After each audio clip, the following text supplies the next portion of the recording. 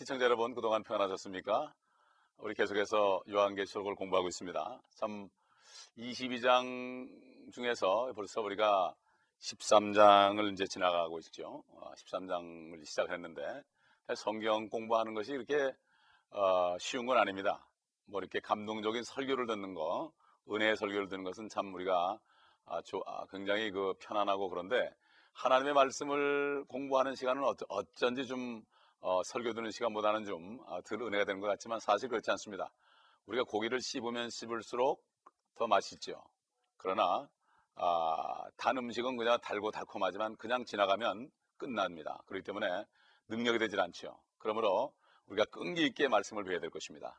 특별히 우리가 지금 몇 시간 동안을 7인물을 중심으로 해서 이 말씀을 중심으로 해서 이렇게 공부하고 있는데, 우리 한번 조금 복습을 해볼까요? 첫째, 우리가 7인물 중에서 여러분 첫째 인물이 누굽니까? 바로 여인이었습니다. 이스라엘을 대표하는 여인. 그 다음에 두 번째로는 붉은 용, 바로 사탄이죠. 굉장히 중요한 인물이죠. 세 번째는 바로 산의 아이.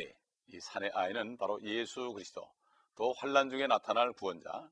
그 다음에 네 번째로는 천사장 미카엘, 유대인들을 보호하는 그 천사장 미카엘. 다섯 번째는 유대인의 남은 자, 환난을 통과해서 결국 나중에 주님이 천년왕국을 만드실 때 거기에 기초가 되는 사람들, 바로 Remnant of Israel, 이런 분들이 있고, 이제 여섯 번째로 바다에서 올라온 짐승. 우리 지난번 시간까지 공부를 했죠. 이 바다에서 올라온 짐승이 바로 적그리스도다, 이런 것을 우리가 공부를 했습니다. 그리고 오늘은 바다에서 올라온 짐승을 계속하고, 그 다음에 마지막 일곱 번째 땅에서 올라온 짐승까지, 우리가 공부하도록 하겠습니다. 주님께서 성경을 상고하라고 그랬습니다. 성경을 상고하는 것은 대충 읽는 것이 아니고 성경을 자세하게 보라. 사실 우리 물질계에 살면서 우리가 세상에 대해서 정확한 지식이 없으면은 당장 우리가 손해를 보죠. 그러나 우리가 예언의 하나님의 말씀에 대해서 우리가 자세히 알지 못하면 참으로 많은 것을 놓쳐버립니다. 영원한 것을 놓쳐버린단 말입니다. 세상 것은 다시 하면 되지만 하늘에 있는 기업은, 축복은 영원한 것이기 때문에 이 땅에서 우리가 하나님의 말씀, 앞으로 될 일들을 우리가 얼만큼 공부하고 자세히 연구하냐에 따라서 우리의 미래가 결정되는 것이고, 이것은 한 번밖에 없는 기회입니다. 여러분 어떤 마음으로 지금까지 신앙생활 하셨는지 모르겠습니다. 그래서 우리가 계속 오늘 13장을 공부하면서 바다에서 올라온 짐승에 대해서 마지막 총정리를 하고 일곱 번째 땅에서 올라온 짐승을 배웠는데, 여러분 지난번에 다니엘서를 통해서 우리가 말씀을 보았습니다. 그 짐승들에 대해서 봤는데, 여러분 다니엘서 7장과 8장을 제가 좀 읽어보시라고 숙제를 드렸는데, 여러분 읽어보셨는지요? 혹시 아직 읽어보지 않은 분이 있다면 오늘 이 말씀이 끝나고 다시 한번 상세히 기도하면서 읽어보시면 성령님께서 여러분에게 깨달음을 주실 것입니다. 우리 13장 3절을 한번 보도록 할까요? 함께. 또 내가 보니 그의 머리들 가운데 하나가 상처를 입어 죽게 된 것 같았으나 그의 치명적인 상처가 나으니 온 세상이 기이 여겨 그 짐승을 따르더라. 바로 바다에서 올라온 짐승의 머리가 7개죠. 그리고 뿔이 10개입니다. 그런데 이 면류관, 그 왕관이 10뿔에 있었다. 요한계시록 12장에 나오는 그 짐승, 그 붉은 용은 머리가 7개고 뿔이 10개지만은 그 왕관이 머리에 있었다. 차이점이죠. 적그리스도와 마귀와 차이점입니다. 그래서 그 용이 바로 이 적그리스도에게 권세를 줬죠. 결국 쉽게 얘기하면은 하나님 아버지께서 아들 예수님 안에 들어가신 것처럼 마찬가지로 사탄이가 적그리스도 안에 들어가서 그 마귀의 놀라운 역사들을 일으킬 거라, 이런 얘기입니다. 그 짐승 중 머리 하나가 결국 배임을 당해서 상처를 입었다. 그 머리 7개가 여러분 공부했죠? 역사적으로 사탄이가 권세를 준 나라들입니다. 첫째는 바벨의 니므롯 왕, 둘째는 이집트 애굽의 파로 왕, 셋째는 아시리아의 산헤립 왕, 네 번째는 바벨론의 느부갓네살, 다섯 번째로 메데파사의 다리오와 고레스 왕, 그 다음에 여섯 번째로 그리스의 알렉산더 대왕, 그리고 마지막 7번째 머리가 로마의 시저였습니다. 그런데 이 머리 가운데 하나가 상처를 입어서 죽게 되었다 다시 살아난다. 앞으로 로마가 다시 죽었는데 부흥할 것을 여기 얘기하고 있습니다. 또 로마가 나타난다. 사도 요한이 다시 나타나는 로마를 보고 기이 여겼다. 기이 여길 게 없죠. 왜냐하면 그 요한은 로마 황제에 의해서 그가 반모섬에 유배를 갔기 때문에 로마에 대해서는 익숙히 아는데 또 수천 년 후에, 지금 우리가 보면 2000년 후죠. 그때 로마가 나타나는 걸 보고 요한이 놀라는 것을 우리가 볼 수가 있습니다.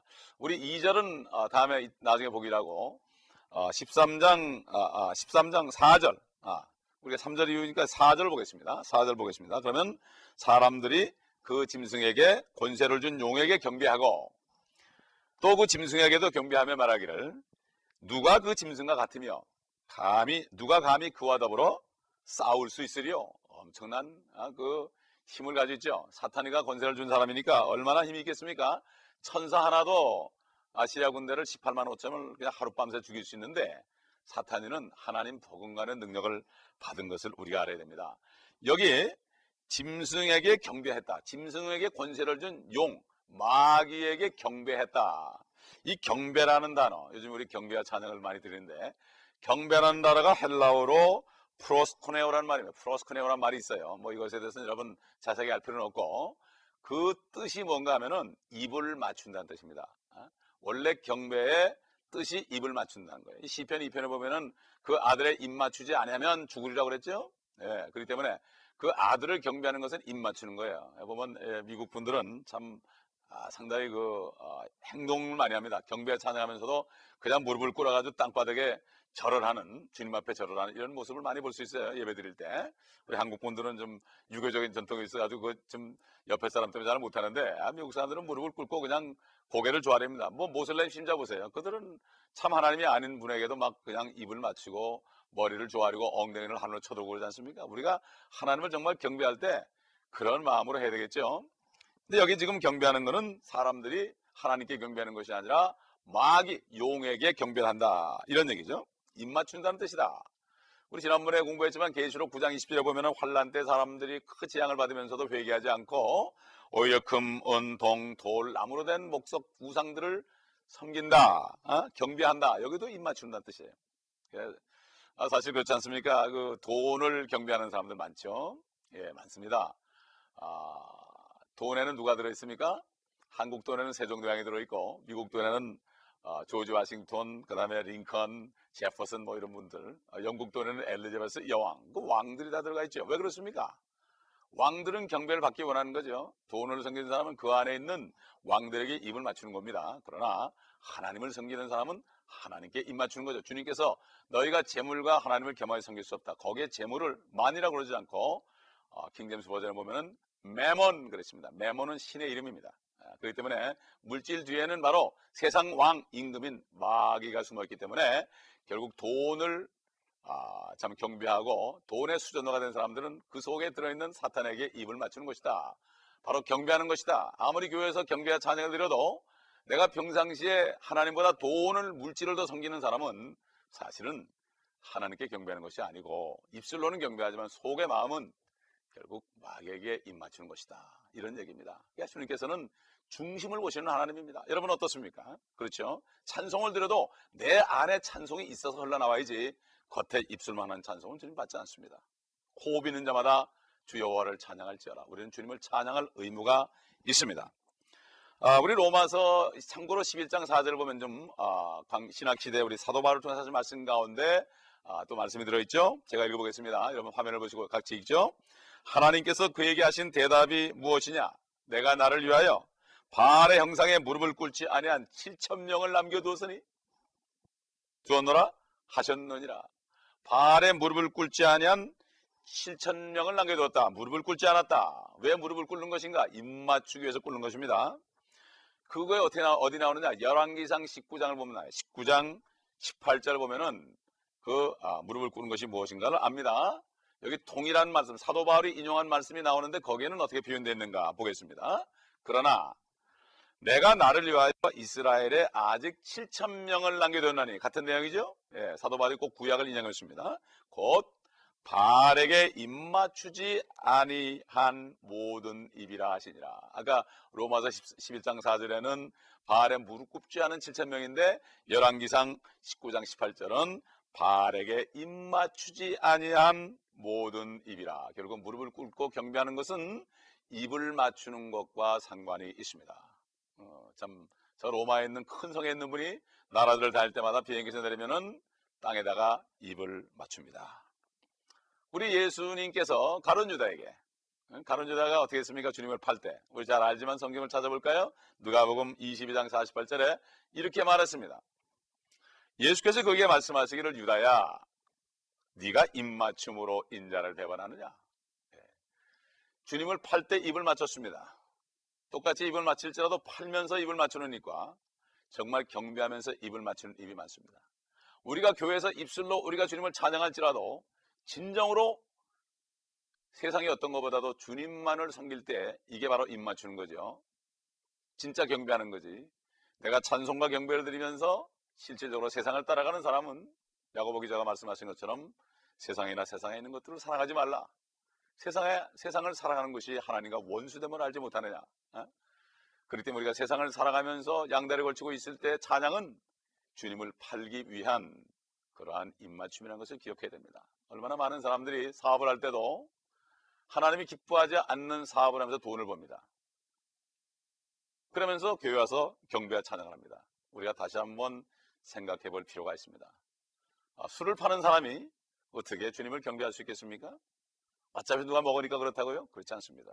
우리는 주님께서 하시는 음성을 듣고 순종해야 될 줄로 압니다. 우리 계속해서 계시록 13장 5절 가보겠습니다.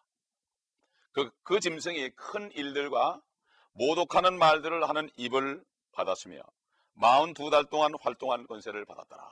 그 다음에 계속해서 6절, 그 짐승이 입을 벌려 하나님을 대적하여 모독하되 그의 이름과 그의 성막과 하늘에 거하는 자들을 모독하더라. 7절 갑니다. 그가 성도들과 싸워 이기는 권세를 받았으며, 이 성도는 환란 때 남아있는 유대인들과 이방인들이죠. 휴거되지 못한 우리 현재 은혜 시대의 거듭난 성도가 아닙니다.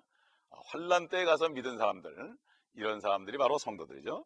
거기 보니까 성도들과 싸워 그들을 이기는 권세를 받았으며 그의 이름과 그의 성막과 하늘에 거하는 자들을 모독하더라. 7절, 제가 다시 읽었죠. 6절을. 7절 보면 그가 성도들과 싸워 그들을 이기는 권세를 받았으며 모든 족속과 언어와 민족을 다스리는 권세를 받았더라. 그 다음에 8절 넘어갑니다. 세상의 기초가 놓인 이래로 죽임당한 어린 양의 생명책에 그들의 이름이 기록되지 못하고 땅에 사는 모든 자는 그에게 경배할 것이라. 입을 맞춘다, 이런 얘기죠. 그 다음에 13장 9절, 누구든지 귀 있는 자는 들을지어다. 성령님의 말씀을 듣는 귀는 따로 있죠. 우리가 들을 귀가 되어야 됐습니다. 13장 10절 보면은 포로로 삼는 자는 그도 포로가 될 것이요 칼로 죽이는 자는 그도 칼에 죽게 될 것이라. 여기에 성도들의 인내와 믿음이 있느니라. 여러분, 환란 때 들어가서 거기 지금 예수 그리스도를 영접하여 거듭나지 못하고 휴거되지 못하고 넘어간 사람들, 교회는 다니는데 거듭나지 못하다가 아이고 정말 휴거됐구나, 말만 그러더니 정말 됐구나, 나도 거듭난 줄 알았더니 안 됐었구나, 이렇게 되면 어떻게 되겠습니까? 내 안에 성령이 계신가? 거듭난 사람은 증거가 있습니다. 믿는 자는 그 안에 증거가 있다. 그 증거는 바로 영원한 생명이다. 결국 너희가 사도 바울이 그랬죠. 고린도후서 13장 5절에 너희가 믿음 안에 있는가? 너희 자신을 시험하여 보고 너희 자신을 확증하라.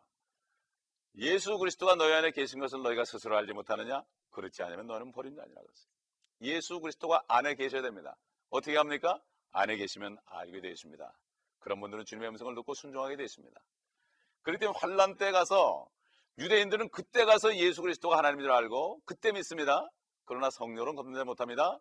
마찬가지로 유대인 아닌 이방인들 중에서 교회를 다녔건 안 다녔건 상관없이 그때 가서 믿을 사람이 있다고 성경은 여기 얘기합니다. 그래서 그들을 환란 성도다, 이렇게 우리가 표현할 수가 있습니다.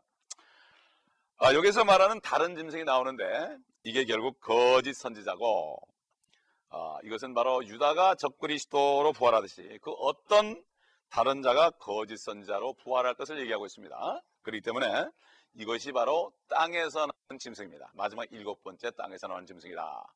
그러면 그 땅에서 나온 짐승에 관해서 계속해서 우리가 13장 11절부터 한번 공부해 보도록 하겠습니다. 거짓 선지자가 누구냐? 지난번에 말씀드렸죠. 하나님의 삼위일체 성부, 성자, 성령인 것처럼 사탄의 삼위일체는 용과, 또 사탄과 적그리스도와 거짓 선지자다. 흉내내는 마귀입니다. 우리 13장 11절 또 보겠습니다. 내가 보니 다른 짐승이 땅에서 올라오는데 어린 양처럼 두 뿔을 가졌으며 용과 같이 말하더라. 12절 그가 자기 앞에 있던 첫째 짐승의 모든 권세를 행사하고 또 땅과 거기에 사는 자들로 하여금 치명적인 상처를 치유받은 그 첫째 짐승에게 경배하더라. 적그리스도죠. 그 다음에 13장 13절 또 큰 이적들을 행하는데 심지어는 사람들 앞에서 불을 하늘에서 땅 위로 내려오게 하더라. 14절 갑니다.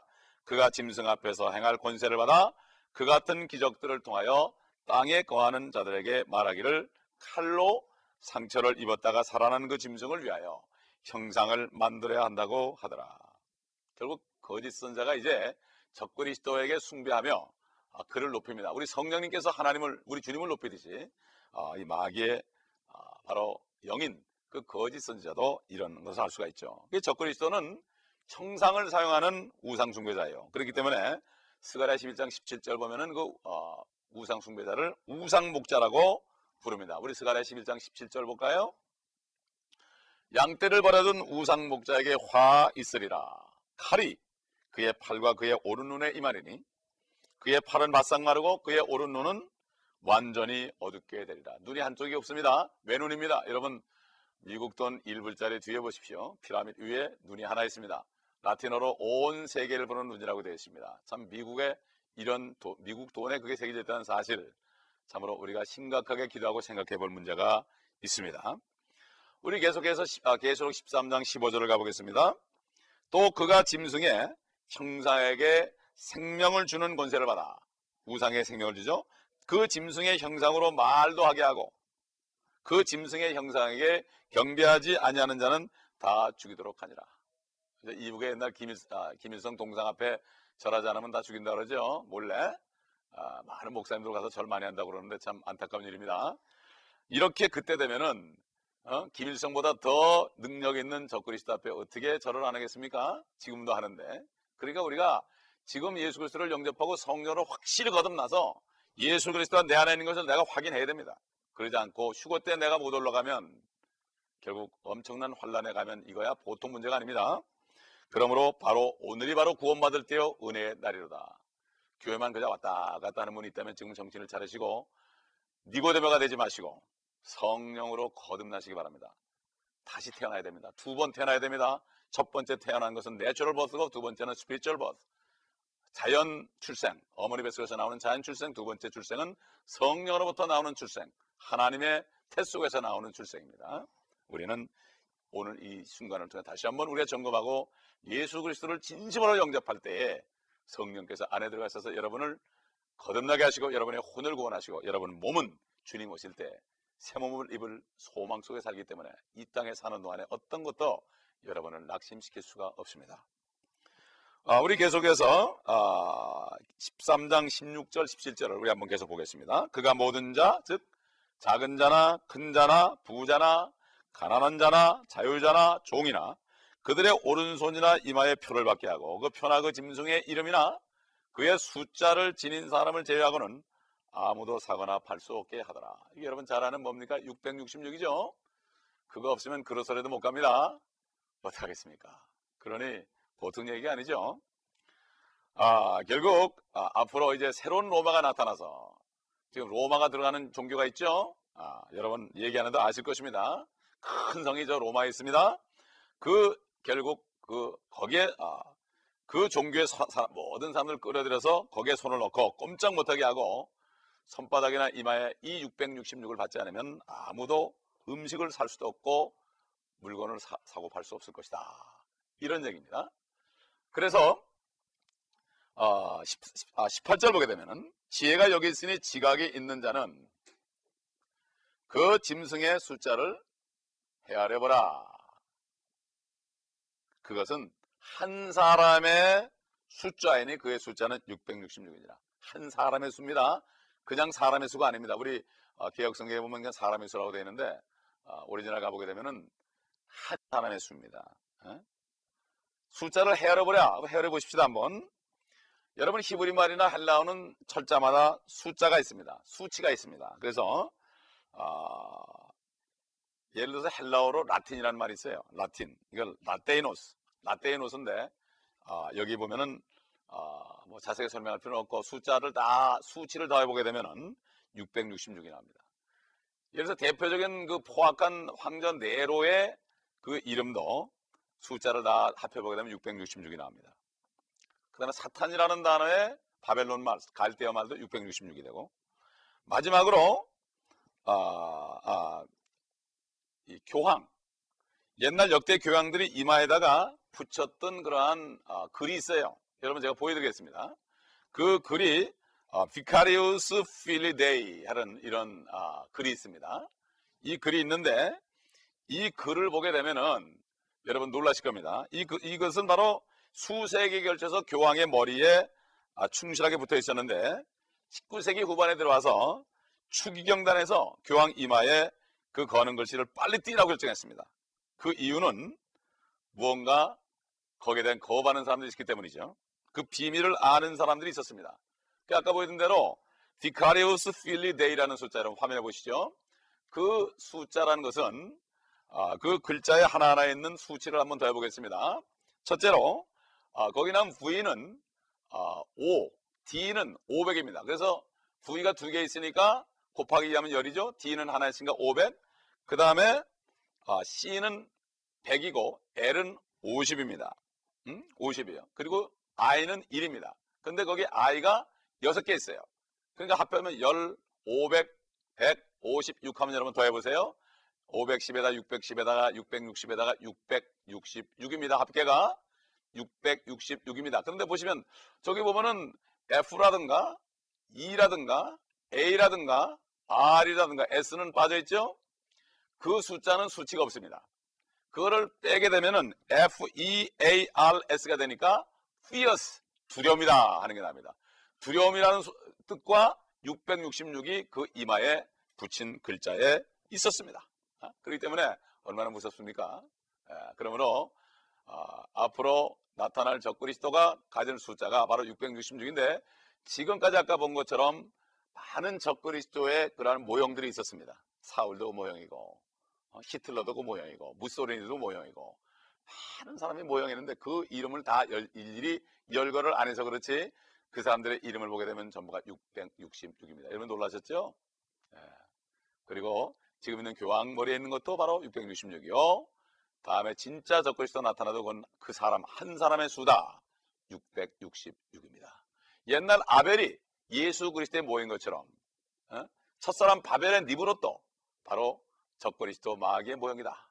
그래서 성경이라는 것은 바로 적그리스도와 참그리스도의 계보고 진짜 그리스도가 이 땅에 오시기 전에 그 예수 그리스도 오실 예수 그리스도를 예표하는 그 사람들이 많이 나타나죠. 아벨이라든가 노아라든가 이삭이라든가 이런 사람들 많이 나타납니다. 요셉이라든가 모세라든가 이걸 통해서 참 그리스도의 형상을 보여줬고 미리 오실 분을 보여줬고 마찬가지로 앞으로 올 적그리스도를 보여주기 위해서 많은 사람들 가안이라든가 그 다음에 니므롯이라든가 느부갓네살이라든가 파라오라든가 이런 사람들을 통해서 앞으로 올 적그리스도의 그 얼마나 그들이 횡포할 것을 횡포를 할 것을 미리 보여준 것입니다. 그러면 여러분 정신을 바짝 차리고 이제 환란에 넘어가게 되면 휴거가 안 되고 환란에 넘어가게 되면 누구나 다 그들에게 절을 할 거냐 안 할 거냐 둘 중에 하나를 택하여야 되는데 지금도 믿음을 지키지 못하면 그때 가서 어떻게 지키겠습니까? 그렇기 때문에 누구든지 예수 그리스도를 참으로 주님을 영접하고 그분을 주님으로 섬기는 사람은 성령으로 거듭난 사람은 누구나 다 하나님의 자녀가 되기 때문에 인을 쳤기 때문에 성령으로 인을 쳤기 때문에 딱 봉했기 때문에 아무도 구원을 뺏어갈 수 없습니다. 그러나 우리가 하나님의 기업을 상을 받기 위해서 거룩한 삶을 살면서 주님의 일을 해야 될 것입니다. 잠깐 기도할까요? 하나님 감사합니다. 환란에 일어날 일들을 우리가 또 보았습니다.